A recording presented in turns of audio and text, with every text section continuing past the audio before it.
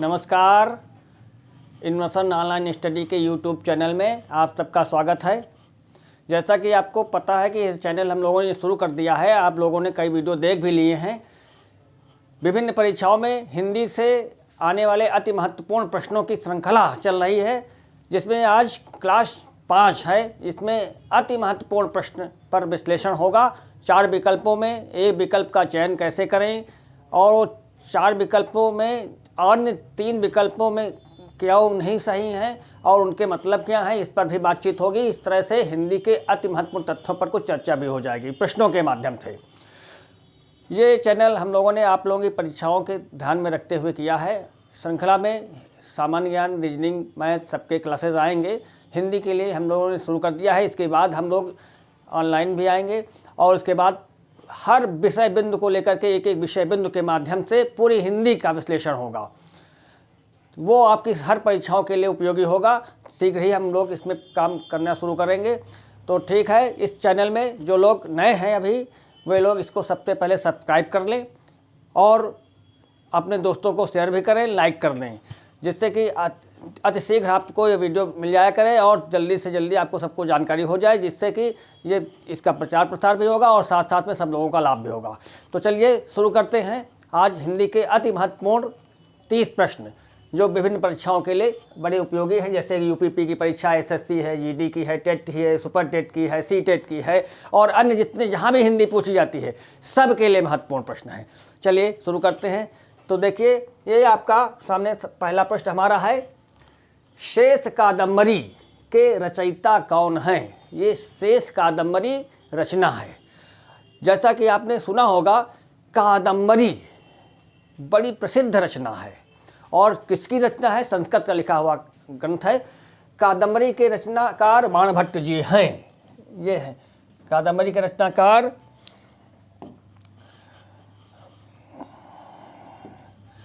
बाणभट्ट जी हैं, ये मालूम है आपको। लेकिन यहाँ पर शेष कादम्बरी कहा गया है, यानी कुछ चीज़ जोड़ दी गई, तो एक कोई नई किताब होगी, कोई अलग होगी। अब ये किसकी है ये जानना है। देखिए, नरेश मेहता, हजारी प्रसाद द्विवेदी, बाणभट्ट, अलका सरावगी। तो इसमें बाणभट्ट तो नहीं है, क्योंकि बाणभट्ट कादम्बरी के लेखक हैं। फिलहाल रचनाओं के प्रश्न को करने के लिए रचना याद होनी चाहिए। हम अति इम्पॉर्टेंट रचनाएं आपको जब उसमें विषय बिंदु में बात करेंगे तो पढ़ाएंगे ही, लेकिन इसमें कोई टेक्निक नहीं होती, याद होनी चाहिए। तो ठीक है, तो शेष कादम्बरी। वैसे कादम्बरी का मतलब क्या होता है? कादम्बरी का मतलब होता है, बाणभट्ट ने जो कादम्बरी लिखी थी उस पर कादम्बरी का मतलब होता है, कादम्बरी का मतलब होता है मदिरा,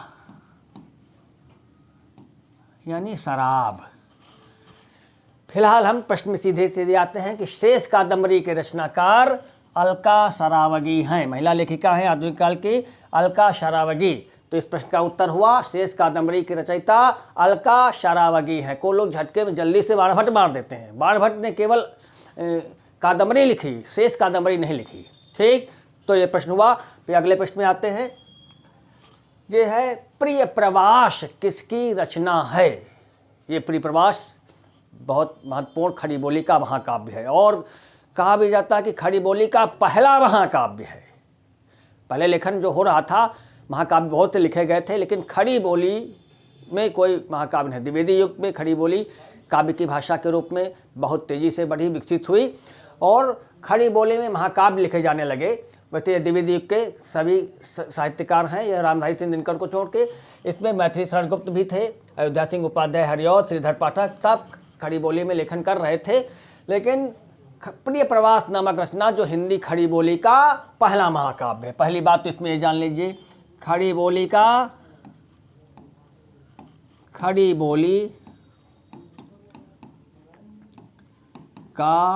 पहला महाकाव्य,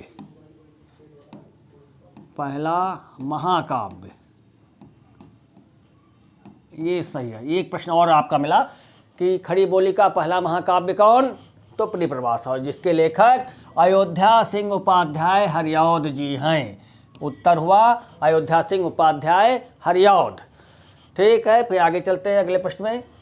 आत्मजयी, ये भी काव्य है। आत्मजयी के रचयिता, वैसे आत्मजयी के रचयिता ज्ञानपीठ पुरस्कार प्राप्त लेखक हैं। हिंदी में 11 लोगों को अब तक ज्ञानपीठ पुरस्कार दिया जा चुका है। हिंदी में पहले रचनाकार हैं सुमित्रानंद पंत जी, जिनको ज्ञानपीठ दिया गया था। फिर इसके बाद अन्य रचनाकारों को मिला। पंत जी के बाद दिनकर मिला, अज्ञे जी को मिला, महादेवी जी को मिला, नरेश मेहता को मिला, कुंवर नारायण को मिला। इस प्रकार से 11 लोग हैं जिनको मिला। तो आत्मजयी काव्य है जिसके लेखक कुंवर नारायण जी हैं। कुंवर नारायण, ये उत्तर हुआ। तो आत्मजयी के रचयिता कुंवर नारायण। अगले प्रश्न में आते हैं, सन्मार्ग का संधि विच्छेद क्या है? सन्मार्ग, देखिए ना ये व्यंजन वर्ण है, तो ना व्यंजन संधि है इसमें। तो तब कौन सा वर्ण है जो ना में परिवर्तित हो? व्यंजन संधि के कुछ नियम है, उन नियमों के माध्यम से ये है कि वर्गीय व्यंजन के प्रथम वर्ण यानी का, चा, टा, ता, पा, ये वर्गीय व्यंजन के प्रथम वर्ण है। इसके बाद ना या मा, इनमें से कोई वर्ण आ जाए तो ये वर्गीय व्यंजन का जो ये प्रथम वर्ण है, ये अपने वर्ग का पंचम वर्ण, अपने वर्ग का पंचम वर्ण हो जाता है। पंचम वर्ण हो जाता है। अब देखिए, तो पंचम, ना पंचम वर्ण है, तो ना किस वर्ग का है? ता वर्ग का है। तो ना के स्थान पर क्या रहा होगा? ता रहा होगा। तो इस प्रकार से ता इसमें देखिए, सत, सन, सत्य, सत, देखिए ता इसमें है और ता इसमें है, बाकी इन दोनों में नहीं है। तो ये दोनों विकल्प नहीं हो सकते। अब देखिए नियम यह है कि माँ तो सब में भी आया, माया माया, तो इसमें सनत है और यहाँ पर ना अलग से और जुड़ गया है, वो सही नहीं है। तो ये विकल्प नहीं होगा। सही विग्रह क्या हुआ? सत धन मार्ग। ये देखिए, ता के बाद माँ आया, ता के बाद माँ आया, तो ता अपने वर्ग का पंचम वर्ण यानी ना में बदल गया, ता हट गया, ता के स्थान पे ना हो गया। तो सही विग्रह सत धन मार्ग होगा। ये सन्मार्ग का सही संधि विच्छेद है इस नियम के अनुसार। फिर आपके आगे आते हैं अगले प्रश्न में, अभ्युदय का संधि विच्छेद। अभ्युदय, हमने एक संधि में पीछे वीडियो में आप लोगों को कई बार इससे चर्चा की है। अभ्युदय,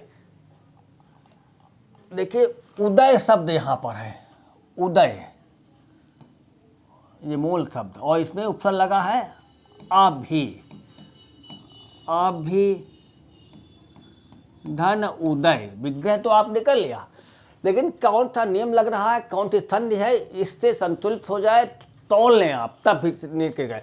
देखिए इसमें क्या है, आ भा ई, ओ है, दा है और या है। अब देखिए ई के बाद ऊ अन्य स्वर है, तो ई के स्थान पर या हो गया, और ऊ ऐसे ही है, दा ऐसे ही है और या ऐसे ही है, ये आ ऐसे है और ये भा ऐसे है। अब इसको जोड़ दिया, आ भा में हलंत लगा है तो आधा भा, या में छोटा ऊ लग गया तो ऊ और दय, ई या में परिवर्तित हो गया। ये देखिए, तो यहाँ पर यण संधि है, यण संधि का नियम लागू हो रहा है। तो सही है कि अभिधन उदय, ये अभिधन उदय, ये सही विग्रह होगा अभ्युदय। और कौन सी संधि है? यण संधि है। ये इस प्रकार से अभ्युदय का संधि विच्छेद अभिधन उदय, संधि कौन? यण संधि। ये हुआ। अगले प्रश्न में आते हैं, परमेश्वर में समास बताइए। देखिए समास बताने के लिए समास का विग्रह, परम ईश्वर, परम, परम ईश्वर, परम ईश्वर, ईश्वर के आगे परम लगा है, ईश्वर की विशेषता बताई थी, महान यानी बहुत बड़ा ईश्वर, परम ईश्वर, जहाँ पर विशेषता, परम क्या है, विशेषण है, विशेषण, और ये क्या है, विशेष है, जिसकी विशेषता बताई जा रही है वो विशेष है। जहाँ पर विशेषण विशेष से भाव हो वहाँ कौन सा अलंकार, कौन सा समास होता है, कर्मधारय। जहाँ विशेषण विशेष का भाव हो वहाँ कर्मधारय। 4 विकल्प सामने हैं, ये देखिए आपका उत्तर मिल गया, कर्मधारय। अब देखिए दिगु कहाँ होता है, जिसमें पहला पद संख्यावाची हो, इसमें कहीं संख्यावाची नहीं है। द्वंद्व वहाँ होता है जहाँ पर विग्रह करने पर बीच में और यावा जैसे शब्द में तो विग्रह किया, परम इससे कोई भी और वो शब्द कुछ नहीं आया। बहुब्री वहाँ होता है जहाँ पर तीसरा पद प्रधान हो, दोनों पदों में से कोई है तीसरा। परमेश्वर, परमेश्वर, इसमें कोई तीसरा कुछ नहीं। इस प्रकार से बहुब्री ने तो विशेषण विशेष से भाव हो वहाँ पर कर्मधारय होता है। फिर अगले प्रश्न में आते हैं, देश सेवा में कौन सा समास है, देश सेवा, फिर समास है तो विग्रह करिए, देश की सेवा। देखिए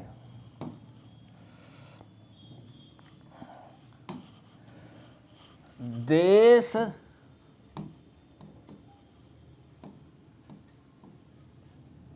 की सेवा, ये विग्रह हुआ, देश की सेवा है। कौन इसमें जो है और इसमें क्या अंतर, पद छोटा किया, समास तभी पद छोटा हुआ, कौन सा शब्द हटा दिया गया है, की शब्द का लोप कर दिया गया। की क्या है, ये कारक चिन्ह है, कारक चिन्ह है, कारक चिन्ह संबंध कारक चिन्ह का चिन्ह है। तो जहां पर कर्म कारक से लेकर के अधिकरण कारक तक के कारक चिन्हों का लोप करके पद को छोटा किया जाए वहां पर तत्पुरुष समास होता है। बाकी कर्मधारय आपको पीछे बताया है, विशेषण विशेष से भाव हो, उद्योग बताया, संख्यावाची पद हो, बहुब्री किसी तीसरे पद की प्रधानता हो। तो जहां कर्म कारक से लेकर के अधिकरण कारक तक के कारक चिन्हों का लोप करके शब्द संक्षिप्त किया जा रहा है वहां पर तत्पुरुष होगा। तो देश सेवा में समास तत्पुरुष होगा। अगले प्रश्न में आते हैं, प्रभा कीट किसका पर्यायवाची है, पर्यायवाची यानी कौन सा सही अर्थ वाला शब्द है। प्रभा कीट शब्द का जब तोड़ करके जरा विग्रह करके और उनके जो भाग प्राप्त हुए हैं उनके अर्थ देखें। प्रभा कीट, देखिए प्रभा का मतलब होता है रोशनी या चमक, रोशनी या चमक। और कीट का मतलब होता है कीड़ा। प्रभा कीट यानी रोशनी वाला कीड़ा, ये है। अब आपका प्रभा कीट का मतलब मालूम हो गया, रोशनी वाला कीड़ा। तो ऐसा कौन सा कीड़ा है जो रोशनी वाला है, जिसमें रोशनी निकलती। पतंग, पतंग का के वैसे अनेकार्थी शब्द है, कई अर्थ है। पतंग का मतलब कीड़ा तो होता ही है, कीड़े को पतंग कहते हैं, केवल कीड़ा, उसमें रोशनी जुड़ा नहीं है। और पतंग का मतलब उड़ाने वाली जो होते हैं, उड़ाने वाली, जिसे गुड्डी बोलते हैं। और पतंग का मतलब और भी होता है, पतंग सूर्य को भी कहते हैं, पतंग नाव को भी कहते हैं। तो पतंग के कई अर्थ हैं। तो प्रभा कीट से उसका मतलब नहीं, केवल कीट से मतलब है। तारा, आसमान में जो अपनी प्रकाश रहते हैं वो तारा है। तो यहाँ कीड़े से मतलब है, यहाँ तारे से मतलब है। मच्छर के बारे में अच्छी तरह से आप जानते हैं, सारी दुनिया में फैले हुए हैं। मच्छर में कोई चमक नहीं होती है, कीड़ा है जरूर लेकिन वो चमक नहीं देता। तो एक ही उत्तर बचता है प्रभा कीड़ा, और इसके बारे में आप जानते भी हैं। चमकने वाला कीड़ा वो जुगनू है, रात में थोड़ी थोड़ी रोशनी देता हुआ है, ग्रंथि होती है जिससे विशेष प्रकार का रसायन निकलता है जो हवा के संपर्क में आने से चमकने लगता है। तो प्रभा कीट का मतलब जुगनू, सही उत्तर जुगनू होगा। तो अगले प्रश्न में आते हैं, जल का पर्यायवाची शब्द है। जल बहुत सर्वसाधारण के लिए बहुत जरूरी चीज है। और सारे शब्द लिखे। अम्बु, अम्बु का मतलब जल होता है। तोय का मतलब जल होता है। वारी, और भी नीर, नीर,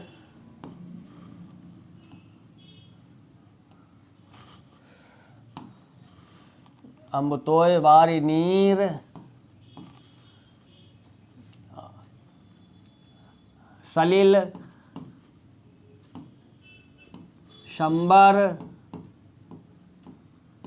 सर्वमुख, सर्वमुख, कई देखिए पर्याय जल के बहुत पर्याय। अम्ब भी है, तोय भी है, वारी भी है, नीर है, सलिल है, संबर है, सर्वमुख है, मेघ पुष्प है, मेघ पुष्प, ये सब जल के पर्यायवाची हैं। तो इस पे प्रश्न का उत्तर देने के लिए जब एक से अधिक विकल्प आप मिल गए, अम्ब भी है, तोय भी, वारी भी है और चौथा विकल्प दिया ये सभी, तो सही उत्तर होगा ये सभी। ऐसे प्रश्न को करने के लिए ध्यान से पूरे प्रश्न को पढ़ लेना जरूरी है, अन्यथा आपने जल का पर्यायवाची अम्बु आपको पता है, अम्बु पहले विकल्प में मिल गया, आपने टिक मार दिया, बाकी विकल्प नहीं देखे तो उत्तर गलत हो जाएगा। इस प्रकार से सही उत्तर क्या है, ये चारों विकल्प सही हैं, तीनों विकल्प सही हैं, तो सभी वाला विकल्प सही होगा। और भी नीर, सलिल, संबर आदि थी। फिर अगले प्रश्न में आते हैं। उच्छ्वास का विलोम। उच्छ्वास का मतलब होता है ऊपर ले जाने वाली सांस, उच्छ्वास कहते हैं। श्वास यानी ऊपर जाने वाली सांस, तो इसका विलोम निःश्वास। एक पहला विकल्प में है निःश्वास। विश्वास अलग चीज है, उत्साह अलग चीज, संवास अलग चीज है। तो श्वास, उच्छ्वास, निःश्वास, इसका सही विलोम होगा। फिर आगे आते हैं। ऊहापोह का विलोम। ऊहापोह का विलोम कहन ऊहापोह का मतलब होता है बड़ी असमंजस की स्थिति में, कि ये करें कि वो करें, क्या करें निश्चित नहीं है, तो ऊहापोह, तो ये असमंजस ऊहापोह का समानार्थी है। समानार्थी, ऊहापोह का समानार्थी है। तो ऊहापोह और असमंजस और अनिश्चित भी इसी का समानार्थी है, अनिश्चित। अब देखिए दो विकल्प बचते हैं, निसंदेह और निश्चित, दोनों एक अर्थ रख रहे हैं, लेकिन ऊहापोह का सही विलोम होगा निसंदेह, ये सही उत्तर होगा, ऊहापोह निसंदेह। फिर अगले में आते हैं।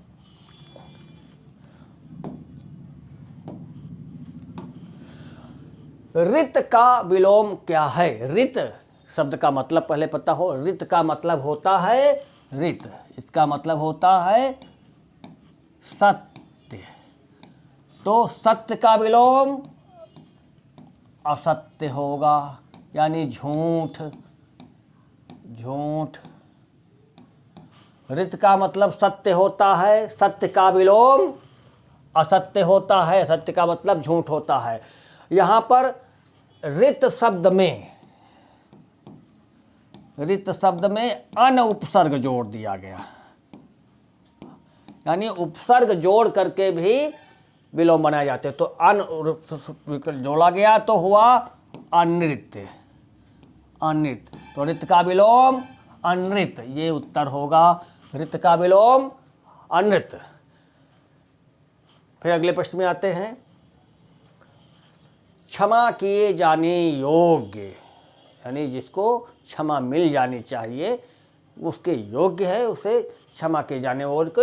एक शब्द आपके सामने के क्षम्य, क्षमा किए जाने योग्य क्षम्य, बस हो गया। अक्षम्य उसका उल्टा है, अक्षम्य, क्षम्य का ये विलोम है, ये विलोम है, विलोम है। और क्षमाशील जो क्षमा कर देता है वो है, और क्षमावान जिसमें क्षमा करने की क्षमता है वो है, लेकिन क्षमा किए जाने योग्य क्षम्य होगा। ठीक। फिर अगले प्रश्न में आते हैं। प्रतिकार, प्रतिकार का, प्रतिकार करने की इच्छा रखने वाला, जिसके अंदर प्रतिकार करने की इच्छा है।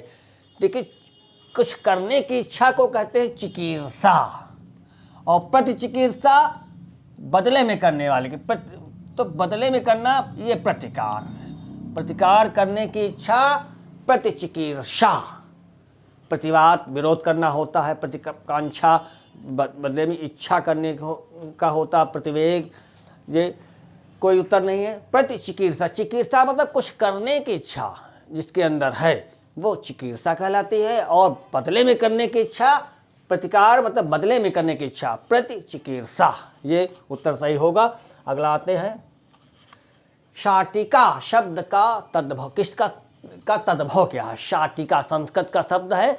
शाटिका से देखिए सैका, सेज, सेज सेज सैया, इसमें लेटते हैं। शयन कक्ष, सोने का कमरा, सोने का कमरा, ये शयन कक्ष है। और सैया ये भी सेज ही है, सही, सेज बिस्तर, बिस्तर या सेज। अब देखिए शाटिका, साड़ी का, साड़ी, साड़ी शाटिका का रूप बदल कर, तद्भव क्या कहते हैं? रूप में परिवर्तन करके शब्द को स्वीकार किया गया है, ऐसे शब्दों को तद्भव कहा जाता है। तो शाटिका साड़ी का तत्सम रूप है, यानी उत्तर क्या है? शाटिका तद्भव किसका क्या है? साड़ी। इस प्रकार से सही उत्तर हुआ। फिर अगले प्रश्न में आते हैं। तो ठीक है, कई क्वेश्चन आपको बताए, बहुत से लोग इस वीडियो को देख रहे हैं, और इसमें वीडियो जो नए हैं इसमें, उस वीडियो को सबसे पहले सब्सक्राइब कर लें, और जो लोग पहले से सब्सक्राइब किए हुए हैं उस कम से कम लाइक तो कर दें, जिससे कि पता तो चले कि कौन पसंद कर रहा, कौन नहीं पसंद कर रहा। फिर इस पे अपने मित्रों को भी शेयर करें, जिससे कि अधिक से अधिक लोगों को इसकी जानकारी मिलती रहे और कुछ लाभ मिलता रहे। चलिए फिर आगे बढ़ते हैं। अगले प्रश्न में हम लोग आते हैं, प्रकृति में उपसर्ग बताइए। उपसर्ग का मतलब है जो पहले शब्द जुड़ा हुआ। कृति शब्द है आपका मूल शब्द, कृति मतलब रचना, और इसमें प्रा उपसर्ग जोड़ दिया गया है। तो प्राधन कृति, देखिए प्रा, देखिए विकल्प लिखा हुआ है, प्रा सीधा सीधा, और उसमें ज़्यादा और बहस करने की जरूरत नहीं। प्रकृति में प्रा उपसर्ग लगा हुआ है। अगले प्रश्न में आते हैं, प्रतिबिंब में कौन सा उपसर्ग है? फिर वही बिंब शब्द है मूल रूप से, बिंब, बिंब, और इसमें पहले क्या लगा है? प्रति। ये प्रति धन बिंब प्रतिबिंब, तो विकल्प देखिए सामने, प्रति, प्रतिबिंब हो गया। बस ऐसे प्रश्न बहुत जल्दी झटके में जल्दी से ही किए जाते हैं, बाद में ज़्यादा समय नहीं गंवाइए। हिंदी की परीक्षा जो भी पेपर होता है उसमें और भी प्रश्न पूछे जाते हैं, तो हिंदी को सबसे पहले करें और जल्दी से जल्दी करें और समय बचाएं और अन्य चीज़ों में लगाएं। इस प्रकार से जल्दी से करें। अगले प्रश्न देखते हैं, आँखों में खून उतरना मुहावरे का किस अर्थ में प्रयोग होता है? मुहावरे का आँखों में खून उतरना, जब आदमी बहुत गुस्से में होता है तो आँखों में आँखें लाल हो जाती हैं, आँखें लाल लाल, खून लाल होता है, जिसके कारण मुहावरा चर्चित हो गया कि खून उतरना, आँखों में खून आ गया। तो क्रोध से आँख मुँह लाल होना सही उत्तर होगा। ये क्रोध से आँख मुँह लाल होना, बीमार होना, क्रोध में अपशब्द कहना और विनाश करना, ये सब अलग अर्थ में है। आँखों में खून उतरना मुहावरे का मतलब है क्रोध में आँख मुँह लाल होना।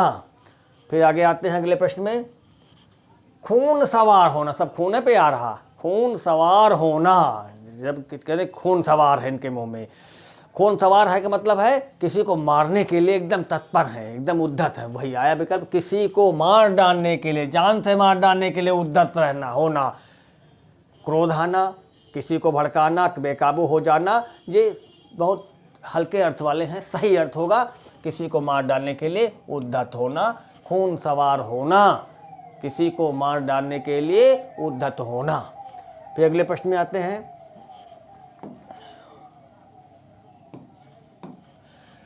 इनमें से कौन सा शब्द शुद्ध है? शब्द लिखा है अंतर्निहित, अंतर्निहित, अंतर्निहित, अंतर्निहित। देखिए अब सारे शब्दों में आप शब्द, शुद्ध शब्द आप बार बार जब पढ़ते हैं, कोई पुस्तक पढ़ते हैं, कहीं देखते हैं, तो शब्दों को बहुत ध्यान देके। शब्द है अंतर्निहित, ये बोला जा रहा है अंतर्निहित। तो अन आ के बाद नाया, अंतर ता के बाद रा आया, तो ता के बाद रा जहाँ हो, देखिए ये रा ऊपर ता के ऊपर लगा है, इसका मतलब ये ता के पहले है, तो ये सही नहीं है। ता के बाद ये देखिए ऊपर लगा हुआ है, तो ये सही विकल्प होगा अंतर्निहित। देखिए आप ऐसे तोड़ कर लिखो, आराम से लिखो,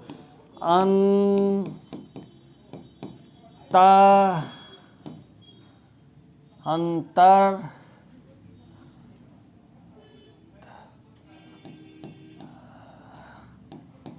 निहित,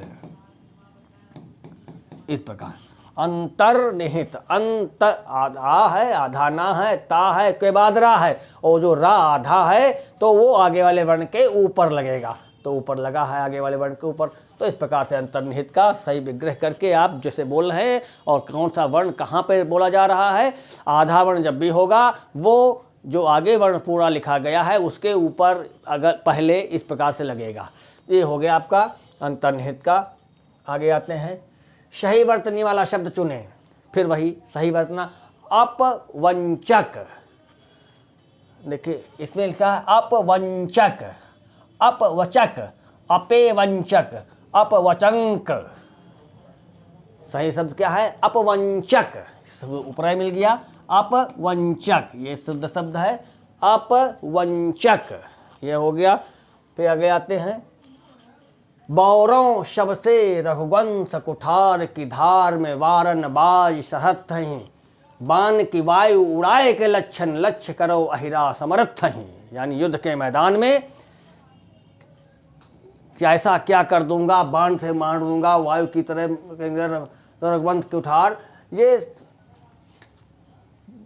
जब कोई बात क्रोध में कही जाती है, क्रोध में कोई बात बहुत बढ़ा चढ़ा करके लंबा चौड़ा करके कही जाती है, तो वहाँ पर रौद्र रस होता है, रौद्र, क्रोध में कही हुई बात।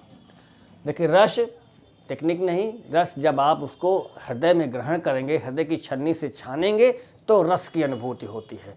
अब आप हर भयानक वहाँ होता है, देखिए भयानक डरावना, जहाँ डरावनी वस्तुओं का वर्णन किया जा रहा हो, जिसको देख करके सुन करके हृदय में भय का भाव जागृत हो, तो भयानक है। भयानक रस का स्थायी भाव क्या है, भय होगा। करुण रस, जहाँ पर किसी की मृत्यु हो जाए, हृदय में शोक भाव उत्पन्न हो, इष्ट वस्तु की हानि हो जाए, अनिष्ट का लाभ हो जाए, या अर्थ की हानि जैसे वर्णन हो रहे हों, तो हृदय में शोक भाव उत्पन्न हो, वहाँ करुण होगा। और रौद्र रस, जहाँ पर हृदय में क्रोध भाव उत्पन्न हो, वहाँ। और भक्ति रस, जहाँ पर वैराग, भक्ति का मतलब होता है ईश्वर प्रति अनुराग, ईश्वर के प्रति अनुराग ये उत्पन्न हो, तो यहाँ पर क्रोध में बात कही जा रही है, इसलिए रौद्र रस होगा। ठीक, फिर आगे बढ़ते हैं अगले प्रश्न में, शोवय कित चकोरा तू सफल करे नयन, 4 दिन की चांदनी फिर अंधियारी रैन, फिर अंधियारी रैन सखे लखी सोच करेगो, सजग रहे नहीं भूल काल कृत जाल परेगो, वर्णय दीन दयाल लाल यह काल न खोवै, रोम रोम प्रतिशोम कला न लखत किन सोवै। अब देखिए ये छंद कौन सा है, ये आपको बताना है। सवैया, दोहा, कुंडलियाँ, चौपाई। फिलहाल आपके 6 चरण लिखे हुए हैं, 1 2 3 4 5 6 चरण वाला छंद। सबसे पहली बात वैसे सवैया, दोहा, कुंडलियाँ, चौपाई। ये सवैया में 22 से लेकर 26 वर्ण होते हैं। वार्णिक सम्मत छंद है, वार्णिक समवृत्त छंद है। दोहा ये मात्रिक छंद है, मात्रिक अर्ध सम्मात्रिक है, जिसमें 13 11 ये मात्राएं होती हैं। कुंडलियाँ ये भी मात्रिक विषम मात्रिक छंद है, विषम मात्रिक और संयुक्त छंद है, संयुक्त छंद है, यानी 2 छंद मिल करके ये कुंडलियाँ बनता है। कौन कौन से 2 छंद मिलते हैं, 2 चरण दोहा के होते हैं और 4 चरण रोला के होते हैं। और दोहा के लक्षण पहले तो पता है, दोहा के लक्षण में क्या है, 13 11 13 11, यानी ये वर्ण क्रम होगा, एक गणितीय रचना 13 11 13 11। और रोला में क्या होता है, 11 13, यानी 11 13 11 13 11 13 11 13, यानी प्रत्येक चरण में 24 24 मात्राएं होंगी। ये आपका कुंडलियाँ का है। और खास बात कुंडलियाँ की ये है, कुंडलियों में क्या है कि पहला शब्द और अंतिम शब्द एक ही होता है। और एक बात है इसमें है, दोहा का अंतिम चरण और रोला का पहला चरण एक ही होता है। इतने लक्षण होते हैं कुंडलिया में। फिर से देखिए, कुंडलियाँ क्या है, विषम मात्रिक छंद है, संयुक्त छंद है, और खास बात 6 चरण होते हैं। ये भी बात है, 6 चरण होते हैं। प्रथम 2 चरण दोहा के होते हैं, अंतिम में 4 चरण रोला के होते हैं, और पहला शब्द और अंतिम शब्द एक ही होता है। और दोहा का जो अंतिम चरण है वो रोला में के पहले चरण में वही चीज़ दोहरा दी जाती है। जितने सारे लक्षण हैं तो वो कुंडलियाँ हैं। चौपाई में क्या होता है, ये सममात्रिक छंद है, सममात्रिक, और प्रत्येक चरण में 16 16 मात्राएं चारों चरणों में होती हैं। ये इतनी ढेर सारी बातें इसलिए बताई जा रही हैं कि हर चरण छंद के बारे में थोड़ी थोड़ी जानकारी भी मिलती रहे। वैसे सीधा उत्तर, आप इतनी ढेर सारी बात बता दी गई है, आप उत्तर समझ गए होंगे। आप देखिए 6 चरण लिखे हैं, पहली बात खत्म हो गई कि 6 चरण किस में होते हैं, सवैया में नहीं होते, दोहा में नहीं होते, चौपाई में नहीं होते, ये सब 4 चरण में होते। कुंडलियाँ 6 चरण हैं इसमें, तो सीधा सीधा उत्तर, इसका उत्तर कुंडलियाँ ही होगा। और सारे लक्षण आप मिलान कर लीजिए, जो ये हमने लिखे हैं वो सारे लक्षण मिलान करके देख सकते हैं आप कि 6 चरण, पहली बात 6 चरण हैं, ये बात। फिर उसके बाद क्या है, 2 चरण दोहा के, ये वाले 2 चरण आपके दोहा के हैं। दोहा के क्या क्या लक्षण हैं, 13 11 13 11। आप देखिए मिलाइए, 2 2 2 4 5 6 7 8 9 2 11 12 13। ये देखिए 13 इधर है, 1 2 3 4 2 6 7 8 9 10 11 13 11। ठीक इसी तरह से 2 3 4 5 2 7 2 9 10 2 12। फिर देख लीजिए, 2 3 4 5 6 7 8 9 10 11 12 13 14 15 16 17 18 19 20 23। कहीं थोड़ी बहुत मिस्टेक है, 4 जन की चांदनी फिर अंधियारी रैन, थोड़ा सा कहीं मिस्टेक है, उनको चेक कर लेंगे। अब देखिए फिर अंधियारी रैन, ये देखिए ये, और वही चीज़ फिर इसमें दोहरा दी गई है। फिर अंधियारी रैन यानी दोहा का अंतिम चरण रोला में पहले चरण में दोहरा दिया गया है। और वे रोला में देखिए 11 11 है कि नहीं, 1 2 3 4 5 6 7 8 9 10 11, 1 3 4 5 6 7 8 9 2 11 12 13 11 13। ठीक समय होंगी 11 13, चेक कर लेना। और पहला शब्द सोवय और अंतिम शब्द सोवय, पहला और अंतिम शब्द एक है, सारे लक्षण एक एक मिल रहे हैं, तो ये छंद सवैया है। खैर ये केवल आपको बताने के लिए, नहीं तो 1 सेकंड में आपको 6 चरण देखा, आपने कुंडलियाँ लगा दिया, ठीक। और बहुत चर्चित है, आपके दिमाग में रिदम में रहती है कुंडलियाँ। तो अगले प्रश्न में आते हैं।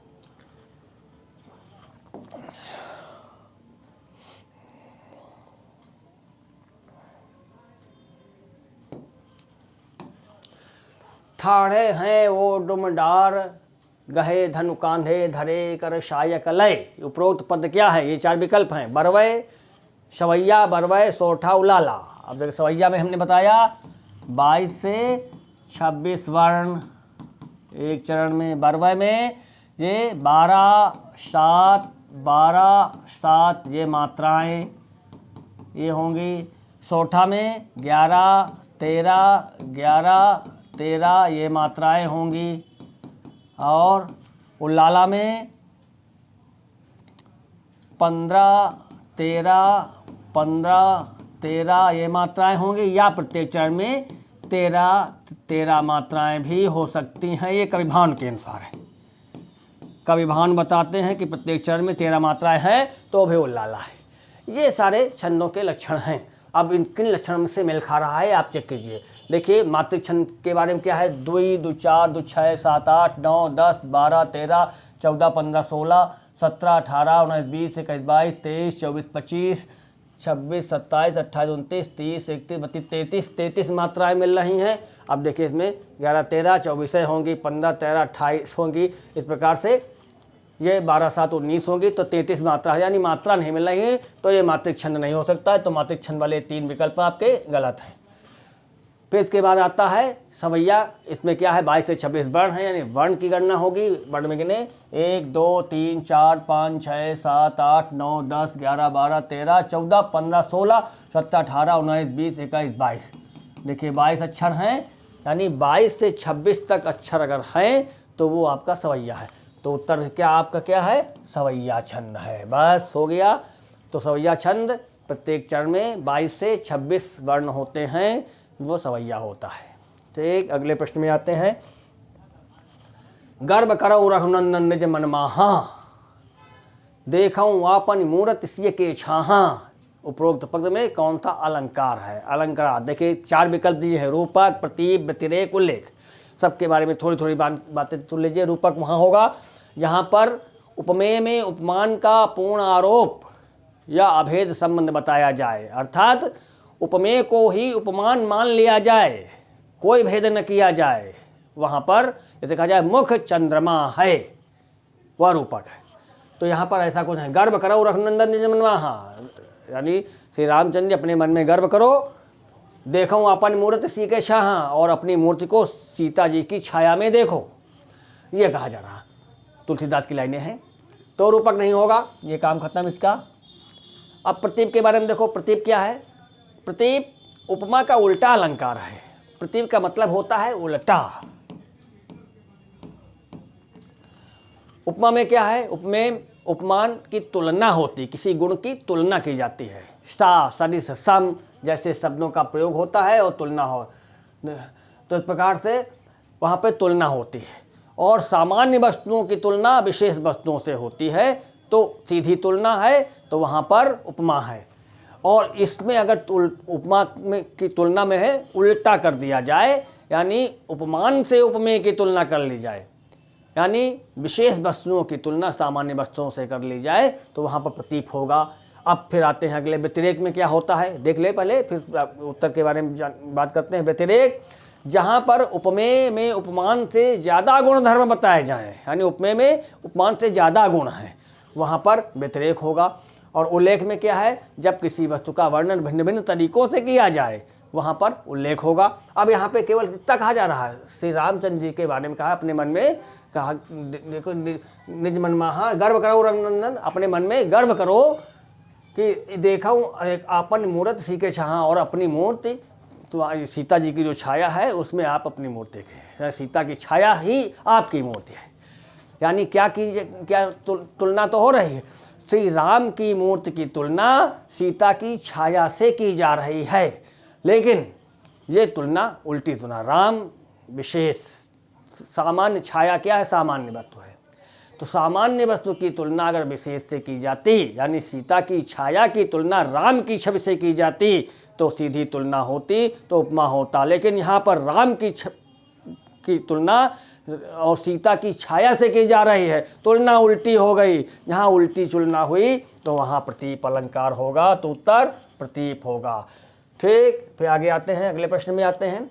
अच्छा, तो सभी लोग जिस चैनल को देख रहे हैं, सबसे पहले जो नए हैं चैनल को सब्सक्राइब करें, और जितने लोग भी देख रहे हैं कम से कम चैनल को लाइक कर दें, अपने साथियों को शेयर कर दें, जिससे अधिक लोगों तक पहुंच जाए। और हिंदी के बारे में हम आपको बता दें कि इस चैनल के माध्यम से विभिन्न प्रतियोगी परीक्षाओं में पूछे जाने वाले हिंदी के प्रश्नों को 100% गारंटी के साथ प्रत्येक विषय बिंदु को लेकर के एक एक बिंदु के बारे में विस्तृत व्याख्या प्रस्तुत करते हुए हम आगे नए क्लास लेकर के आएंगे। अभी तो क्वेश्चन के माध्यम से बहुत हम थोड़ी सी बात बता पा रहे हैं आपको। जैसे आपका कोई क्वेश्चन जैसे छंद के क्वेश्चन आ गए तो छंद के प्रश्नों में हम 60 में सारे चारों विकल्पों के बारे में थोड़ी थोड़ी जानकारी दे रहे हैं। लेकिन जब हम विषय बिंदु को लेकर के केवल छंद ही में भी बात होगी तो विधिवत चर्चा होगी, और चर्चा इस प्रकार से होगी कि दिमाग में आपके पूरी तरह से धस जाए, जिससे कि हमेशा के लिए वो हो जाए। बार बार उसको रटना नहीं, जैसे कुछ लोग करते हैं पढ़ लिया आज परीक्षा दे आए तो इसके बाद भूल गए। इस प्रकार से पढ़ो तो कभी न भूले, फिर उसके बाद केवल हल्का सा रिवीजन मानना रह जाए क्वेश्चन बैंक के माध्यम से, बाकी सब कुछ जो मूल चीज़ें हैं दिमाग में आपके फिक्स हो जाए। इसके लिए हम लोग बहुत जल्दी ही आप विषय बिंदु को लेकर के एक एक टॉपिक को लेकर के आएंगे और वो आपको विस्तृत जानकारी मिलेगी। चलिए आगे बढ़ते हैं। शेयर कर दीजिए, लाइक करिए, सब्सक्राइब कीजिए, सब करिए, जल्दी से आगे बढ़ते हैं। तो इन प्रत्यय का प्रयोग किस शब्द में हुआ है? आप देखिए, इन प्रत्यय यानी प्रत्यय का मतलब क्या होता है? जो किसी शब्द के अंत में आकर के उस मूल शब्द के अर्थ को परिवर्तित कर दे, बदल दे, उसे हम प्रत्यय कहते हैं। अब देखिए कौन सा मूल शब्द है? देखिए चिन्ह, बाद में कुछ लगाना है, मीन शब्द है, कोई बाद में लिखा, कठिन कुछ भी नहीं, कठिन, कठ इन। अब आप कैसा कर सकते हो कि इसमें इन दिख रहा है, आप क्या है, कठ इन। अब कठ कोई शब्द होता ही नहीं, काठ होता है, तो इस प्रकार से ये सही नहीं है। इसमें देखिए पुजारिन, पुजारी एक शब्द होता है, पुजारी,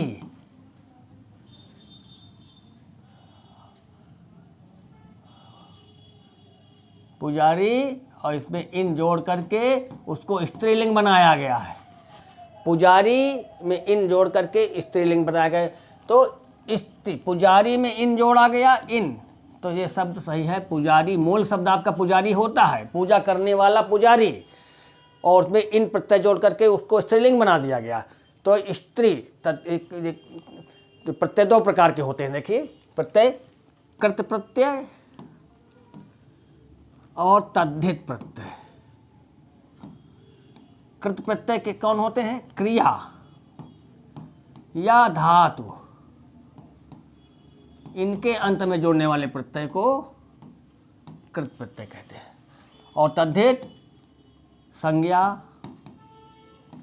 सर्वनाम, विशेषण, इनके अंत में जोड़ने वाले प्रत्यय को तद्धित प्रत्यय कहते हैं। और कृत प्रत्यय भी 6 प्रकार के होते हैं, तद्धित प्रत्यय भी 6 प्रकार के होते हैं। यानी मूल शब्द क्या? संज्ञा, सर्वनाम, विशेषण। पुजारी पूजा करने वाला संज्ञा शब्द है, तो इसका मतलब इसमें तद्धित प्रत्यय है। संज्ञा पुजारी, और इसमें एक आपका प्रत्यय है 6 में से एक है स्त्री प्रत्यय, स्त्री वाचक तद्धित। यानी जब पुल्लिंग शब्द जो कि संज्ञा, सर्वनाम, विशेषण में से कुछ है और उसमें प्रत्यय जोड़ने के बाद जो शब्द नया बना तद्धितान, वो स्त्रीलिंग में परिवर्तित हो जाए, वो स्त्रीवाचक तद्धित कहलाता है। तो पुजारी शब्द संज्ञा शब्द है, पुल्लिंग है, और इसमें इन प्रत्यय जोड़ करके पुजारिन स्त्रीलिंग बना दिया गया, तो फिलहाल इसका उत्तर इन प्रत्यय से लगा शब्द पुजारिन होगा। ये उत्तर सही है। फिर अगले प्रश्न में आते हैं। भाषा के मौखिक शिक्षण के अभ्यास का आरंभ होता है। ये क्वेश्चन, ऐसे प्रश्न जो है सामान्यतया पेडागॉगिकल इशू के प्रश्न होते हैं, शिक्षण से संबंधित प्रश्न होते हैं। और टेट की परीक्षा, सी टेट की परीक्षा, सुपर टेट की परीक्षा जो होती है, इनमें ज़्यादातर पूछे जाते हैं, लेकिन और अन्य परीक्षाओं में भी ऐसे प्रश्न आने लगे हैं।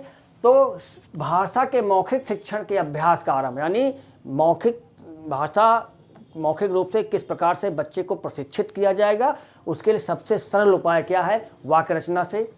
इससे नहीं, बच्चा जब स्कूल पढ़ने आता है तो वाक्य के रूप में बोलता है, उसको सिखाने की आवश्यकता नहीं है, वो अपनी मूल बात को वाक्य के माध्यम से कहता है। तो इसके माध्यम से शिक्षण का कार्य नहीं होता है। वार्तालाप के यानी आपस में बातचीत करना, बच्चे के अंदर भाषा का विकास करने के लिए बच्चे को अधिक से अधिक बातचीत करने के मौके प्रदान किए जाएं।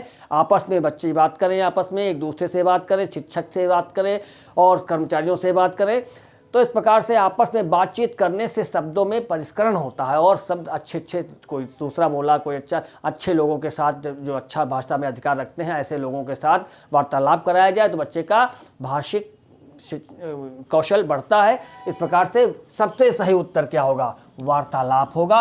वैसे प्रश्नोत्तर के माध्यम से बच्चे से प्रश्न पूछा गया, बच्चे ने प्रश्न का सीधा एक उत्तर बताया, एक लाइन का उत्तर है, एक लाइन में बताया, एक शब्द का उत्तर है, एक शब्द में बताया, तो इससे ज़्यादा भाषा विकास नहीं होगा। ऐसा नहीं होगा विकास, लेकिन कम होगा। सबसे ज़्यादा वार्तालाप से होगा। तो सही उत्तर है भाषा के मौखिक शिक्षण के अभ्यास का आरंभ होता है वार्तालाप से। शुरुआत में बच्चा आपस में बातचीत करता है, इसी से उसका विकास होता है। फिर आगे आते हैं अगले प्रश्न में। चतुर्वेद में समास बताइए। समास देखिए हमने पीछे बात की थी, द्विगु जिसमें पहला पद संख्यावाची हो, समूह के अर्थ में आवे, कर्मधारय जिस समास में विशेषण विशेष का अभाव हो, द्वंद्व में जिस समास में दोनों पद प्रधान हो और शब्द का या वा अथवा शब्द का लोप हो, द्वंद्व अव्ययी भाव जिस समास में प्रत्यय को हटा करके प्रारंभ में उपसर्ग जोड़ा जाए या पद को दो बार लिख करके शब्द बनाया जाए तो अव्ययी भाव होगा। अब इसमें देखो चतुर्वेद, चार वेदों का समूह, चार वेदों का समूह क्या विग्रह है? चार वेदों का समूह, चार वेदों का समूह, समूह के अर्थ में तो द्विगु समास होगा, यह हो गया। तो इस प्रकार से चतुर्वेद में द्विगु समास होगा। फिर आगे बढ़ते हैं, अगला प्रश्न है निम्नलिखित वाक्यों में से शुद्ध वाक्य को सही उत्तर के रूप में चुनें।